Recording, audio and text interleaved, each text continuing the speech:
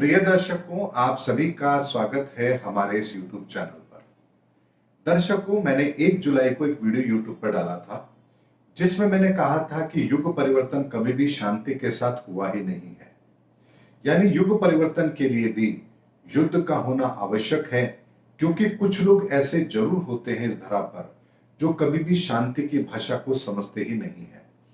ऐसे में जब ये युग परिवर्तन का समय है तो ऐसी विध्वंसकारी ताकतों का सर्वनाश होना यह भी निश्चित है, और प्रेम से तो वो लोग मानेंगे नहीं। इसीलिए ब्रह्मांड के अंदर ग्रहों की परिस्थितियां भी वो बनती हैं और धरती पर हम उसका वैसा ही रूप भी देखते हैं कि लोग एक तरफ हो जाते हैं जो दुष्ट प्रवृत्ति के हैं और दूसरी तरफ वो लोग होते हैं जो मानव हित की बात करते हैं, और यहीं से विश्व युद्ध जैसी घटनाओं का जन्म भी जरूर होता है। दर्शकों, यदि मैं आपसे ये बात कहूं कि विश्व युद्ध का शंखनाद हो चुका है तो इसमें कोई बड़ी बात नहीं है, क्योंकि अब ये बात सभी को सत्य होती हुई नजर आ रही है। लेकिन ये बात मैं बहुत पहले ही कह चुका था कि आने वाले समय के अंदर थर्ड वर्ल्ड वॉर जैसी स्थिति भी बनेगी और उसका सूत्रधार चाइना होगा और उसकी रूपरेखा अफगानिस्तान की धरती से तालिबान के द्वारा लिखी जाए, इसकी संभावना बनती है। यदि आप मेरे पुराने वीडियो देखेंगे तो आपको ये बात बहुत स्पष्ट तौर पर समझ आएगी कि ये बात मैं बहुत पहले ही आपको वीडियो के माध्यम से बता चुका था। दर्शकों, आज इस वीडियो के अंदर हम डिटेल में वो एनालिसिस कर रहे हैं कि किस तरीके से ये विश्व युद्ध अपनी रूपरेखा को आगे बढ़ाने वाला है।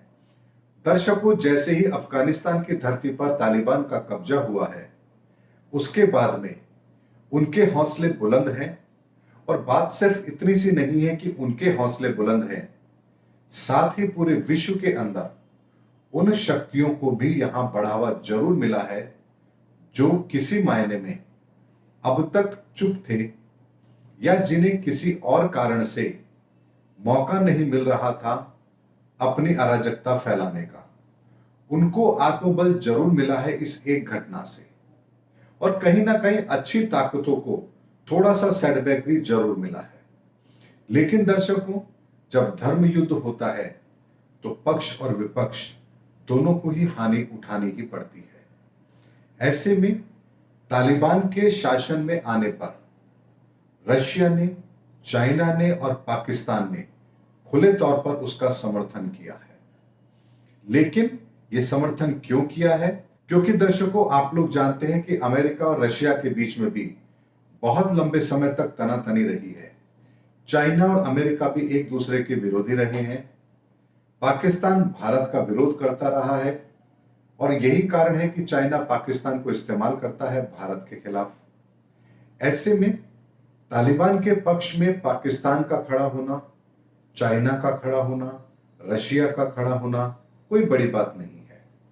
लेकिन जब ये 3 देश तालिबान के साथ खड़े हैं तो भारत न्यूट्रल रहेगा, क्योंकि वो चाह करके भी इन लोगों के साथ में नहीं खड़ा हो सकता।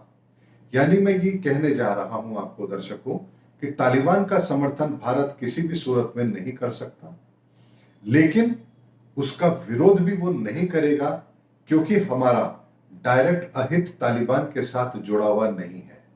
हाँ, ये बात अलग है कि हमने वहां कुछ निवेश किया था अफगानिस्तान के लिए, और उन सब पर अब पानी फिर चुका है। लेकिन इस पूरे घटनाक्रम के अंदर भारत किसी भी तरह से शामिल नहीं होगा। यही उसकी आने वाले समय में स्ट्रेटेजी रहेगी, क्योंकि ग्रहों की परिस्थिति इस समय पर भारत के पक्ष में है और भारत शांति के लिए कार्य करेगा। यही संभावना मुझे ग्रहों के आधार पर दिख रही है। लेकिन दर्शकों, उसके साथ में अमेरिका, यूरोप और मिडिल ईस्ट के कुछ देश, उनका ग्रुप अलग बनेगा, और वो लोग तालिबान के ऊपर पूरी तरह से नियंत्रण करने के लिए या उसको किसी भी तरह से अंतरराष्ट्रीय मंच पर मान्यता ना मिले, इसका पूरा प्रयास करेंगे। और यही वो कारण बनेगा कि दुनिया 2 धुरों के अंदर बढ़ती हुई नजर आएगी। एक वो लोग जो अपने निजी हित के लिए तालिबान के साथ खड़े होंगे, और एक वो लोग जो तालिबान के इस कृत्य का पुरजोर विरोध करेंगे। वो किसी भी हाल में तालिबान के इस कदम को सही नहीं ठहराएंगे और विश्व पटल पर उसे किसी भी तरह से मान्यता नहीं देंगे। दर्शकों, यहीं से दो विचारधाराओं की दूरी बनना आरंभ होगी और यह सब कुछ 2022 तक जाकर आपको होता हुआ नजर आएगा। उसके अलावा बहुत बड़ी हार अमेरिका की है। जो बाइडेन ने इतनी बड़ी गलती कर दी है जिसका खामियाजा उन्हें भुगतना पड़ेगा। और दर्शकों, यदि मेरा वीडियो आपको याद हो तो मैंने आप लोगों से कहा था कि जो बाइडेन की कुंडली के अंदर राहु में बृहस्पति का अंतर चल रहा है या बृहस्पति में राहु का अंतर जब भी किसी की कुंडली में हो या ऐसी स्थिति बन रही हो जब राहु में बृहस्पति या बृहस्पति में राहु का कोई अंतर चल रहा हो, तो व्यक्ति कोई ऐसी गलती जरूर करता है जो उसके पद प्रतिष्ठा को बहुत बड़ा डेंट देती है। और यही गलती जो बाइडेन कर चुके हैं। चुनाव के अंदर तो उन्होंने बहुत सावधानी रखी, जिसका परिणाम यह हुआ कि वो चुनाव जीत भी गए। हालांकि उस समय पर भी उनकी किसी बड़ी गलती के होने की संभावना बनती थी, लेकिन उन्होंने बहुत धैर्य से काम लिया। पूरी कैंपेनिंग होती है, उसमें उनको क्या बोलना है क्या नहीं बोलना है इस पर भी कुछ सेंसर होते हैं। यानी ऐसा नहीं है कि वो अपनी जो इच्छा होगी वो बोल देंगे, लेकिन राष्ट्रपति बनने के बाद में वो पूरी तरह से स्वतंत्र हैं। क्या वो बयान देंगे इस पर भी बहुत कुछ निर्भर करता है कि उनकी इच्छा भी अपनी जरूर चलेगी। ऐसे में जैसे ही वो राष्ट्रपति बने हैं और उसके बाद में वही ग्रहों का योग भी बना है और उन्होंने एक ऐसा कदम उठाया है अमेरिका की सेना को अफगानिस्तान से वापस बुलाने का, जो किसी भी मायने में ठीक नहीं था और अमेरिका को एक बहुत बड़ी हार का मुंह देखना पड़ा है। और ये ऐसी गलती जो बाइडेन ने की है जो आने वाले बहुत लंबे समय तक अमेरिका के इतिहास के अंदर उनके अपमान के रूप में और शर्मिंदगी के रूप में देखी जाएगी। लेकिन दर्शकों, इसके साथ ही एक और ऐसा घटनाक्रम का जन्म हो रहा है जो अपने आप में विचित्र है। 2022 के अंदर मध्यावधि चुनाव होंगे अमेरिका के अंदर। अभी दोनों पार्टियों की 50-50 सीटें हैं, यानी कि डेमोक्रेटिक पार्टी और रिपब्लिकन पार्टी दोनों की 50-50 सीटें हैं। ऐसे में यदि मध्यावधि चुनाव के अंदर एक सीट का भी फर्क हुआ तो ये जो बाइडेन इस समय पर अमेरिका के राष्ट्रपति हैं, ये केवल रबड़ की मोहर रह जाएंगे। इसके अलावा इनका कोई रोल नहीं रहेगा। यानी अप्रत्यक्ष तौर पर फिर डोनाल्ड ट्रंप उनके हर फैसले को पलटने की ताकत रखने लगेंगे। यानी जो फैसले अमेरिका के राष्ट्रपति लें उनको रोकने की ताकत फिर डोनाल्ड ट्रंप की पार्टी के पास होगी और वो इसका भरपूर फायदा भी उठाएंगे। और यहीं से मुझे लगता है कि ऐसी स्थिति का जन्म होगा जो अमेरिका के इतिहास के अंदर बहुत बड़ा उसे डैमेज देने वाली है।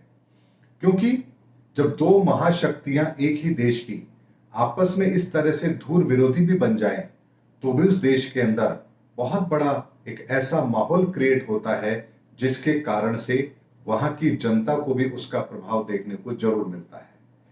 गलती हुई है जो बाइडेन से, ये वो बात मानते भी हैं, चाहे सार्वजनिक तौर पर वो ना माने, लेकिन गलती वो कर चुके हैं। ऐतिहासिक भूल हो चुकी है और उसका परिणाम पूरे अमेरिका को भुगतना होगा। ये बात भी निश्चित है। आने वाले समय में ये हम सब उस बात को सत्य होता हुआ देखेंगे। ऐसे में अमेरिका का एक पक्ष में होना, रशिया, चाइना, पाकिस्तान का दूसरे पक्ष में होना, यूरोप का अमेरिका के साथ होना, मिडिल ईस्ट का अमेरिका के साथ होना, कुछ का पाकिस्तान के साथ होना, इस्लामिक कंट्री का एक तरफ आना, कुछ इस्लामिक कंट्रियों का न्यूट्रल हो जाना और भारत का न्यूट्रल रहना, ये इस तरह की पृष्ठभूमि तीसरे विश्व युद्ध की बन रही है। और 2022 के बाद में 2023 में एक बहुत बड़ा घटनाक्रम यहां इस तरह का आपको जरूर देखने को मिलेगा। 2024 में अमेरिका के अंदर भी चुनाव होंगे और भारत में भी चुनाव होंगे। ऐसे में बहुत बड़ी संभावना बनती है कि 2024 के अंदर इस तरह का मुद्दा राजनीतिक मुद्दा बने, अमेरिका भी उसका फायदा उठाएगा, भारत भी उसका फायदा उठाएगा, क्योंकि विश्व पटल पर यह बहुत बड़ी बात होगी। यह माहौल बहुत ही खराब होगा और चुनाव पर इसका असर देखने को जरूर मिलेगा। यानी ना तो अमेरिका इस स्थिति में होगा कि वो कोई ठोस निर्णय ले पाए और ना ही भारत ऐसी स्थिति में होगा कि कोई ठोस निर्णय ले पाए, क्योंकि लोकसभा के चुनाव भी उस समय पर होंगे, आचार संहिता भी लागू होती है और राजनीतिक पार्टियां भी इलेक्शन के टाइम पर बहुत बड़े फैसले लेने से हमेशा बचती है। ऐसे में 2024 के अंदर जब दोनों जगह पर इलेक्शन हो जाएंगे, उसके बाद में नई सरकारों का गठन भी हो जाएगा, यानी अमेरिका के अंदर भी नवंबर 2024 के बाद में नए राष्ट्रपति आ जाएंगे। मई 2024 के अंदर भारत को भी एक नई सरकार मिल चुकी होगी अगले 5 साल के लिए, और यहीं से तीसरे विश्व युद्ध की निर्णायक भूमिका भी शुरू होगी। और 2025 मार्च अप्रैल के मध्य में वो समय होगा जब ये विश्व पूरे विश्व युद्ध को अपनी आंखों से होता हुआ देख रहा होगा। भयानक परिस्थितियां भी होंगी। विश्व ऐसी परिस्थितियों का सामना कर रहा होगा जो उसके लिए बहुत ही विकट होगी। धर्म को लेकर के युद्ध होंगे, धार्मिक उन्माद अपनी चरम सीमा पर होगा। बॉर्डर पर ये लड़ाई लड़ी जाए उससे कहीं ज्यादा हर देश के अंदर ये लड़ाई लड़ी जाएगी, यानी विचारधाराओं का टकराव अपनी चरम सीमा पर होगा और इसमें कट्टरपंथी विचारधाराओं का बोलबाला होगा। उनका उन्माद अपनी चरम सीमा पर होगा और उसको खत्म करने के लिए सरकारों के द्वारा कोई बहुत बड़े कदम भी उठाए जाएंगे। और जो लोग अब तक शांति प्रिय कहलाते थे वो भी इस बात का विरोध करने के लिए तैयार होंगे कि अब हमें अपनी रक्षा अपने स्तर पर करनी होगी, क्योंकि ये विचारधारा की लड़ाई है, धर्म की लड़ाई है और ये हथियारों से नहीं बल्कि हौसलों से जीती जाएगी। और यहीं से एक विश्व के अंदर धर्म युद्ध जैसी स्थिति बनेगी और उसके बाद में 2025 के मध्य आते आते पूरे विश्व के अंदर ये बात स्पष्ट हो जाएगी कि ये विश्व युद्ध अब अपने अंतिम दौर में है और कौन विजयी हो रहा है, किसको सबसे ज्यादा डैमेज मिल रहा है, ये बात भी स्पष्ट हो जाएगी। लेकिन इतना जरूर है कि इस विश्व युद्ध के खत्म होने के बाद भारत ही एक ऐसी स्थिति में होगा जिसे कम से कम डैमेज मिलेगा और पूरे विश्व को एक नया नेतृत्व देने की क्षमता भी उस समय पर केवल और केवल भारत के हाथों में होगी, भारत के पास होगी। और पूरा विश्व भारत की तरफ आशा की नजरों से देखेगा और भारत उसका नेतृत्व भी करेगा, विश्व को निराश नहीं करेगा और विश्व को आगे एक अच्छे माहौल में ले जाने के लिए अपनी पूरी सकारात्मक भूमिका भी वो जरूर निभाएगा। यही सिनेरियो मुझे ग्रहों के आधार पर पूरा बनता हुआ नजर आ रहा है, जिसको मैंने स्पष्ट तौर पर एक एक बात आप लोगों के सामने रखी है।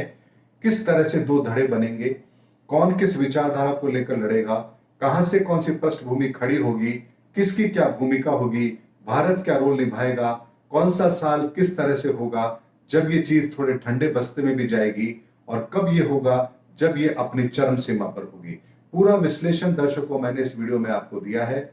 उम्मीद करता हूं इस वीडियो को देखने के बाद में आप लोगों को यह तो समझ आ जाएगा कि अब आने वाले 2-4 साल यानी 2025 तक ये विश्व इसी तरह की बड़ी बड़ी घटनाओं को जरूर देख रहा होगा। उम्मीद करता हूं दर्शकों मेरा वीडियो आपको जरूर पसंद आया होगा। अगले वीडियो में आपसे फिर मुलाकात होगी, तब तक हमारे चैनल पर बने रहिए। जय हिंद, जय भारत।